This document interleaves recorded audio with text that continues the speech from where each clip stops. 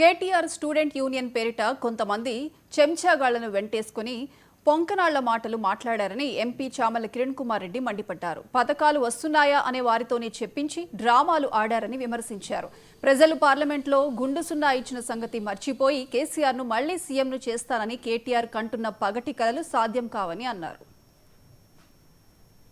Party ఆఫీసులో meeting పెట్టి నలుగురు చెంచాగాళ్లతోటి సప్పట్లు కొట్టించుకుని నీ అంతలో నువ్వు పోజులు కొట్టుకుంటే ఎవరికి లాభము?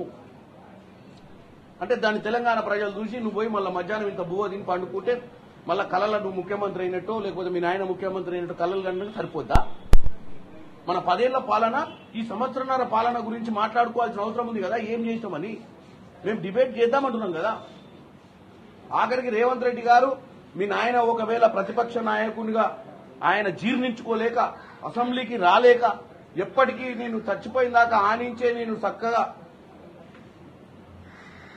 ముఖ్యమంత్రిగానే నేను ఆ తుది శ్వాస విడుస్తా అని ఒక పిచ్చి భ్రమలో ఉన్న మీ నాయన మధ్యనే అధికారం పోయే లోపు ఓర్చుకోలేక అసెంబ్లీ మన ఫామ్ హౌస్ లో పండుకుండు. ఆఖరికి మేమే ఫామ్ హౌస్కి వస్తామని కూడా చెప్తున్నాం కదా.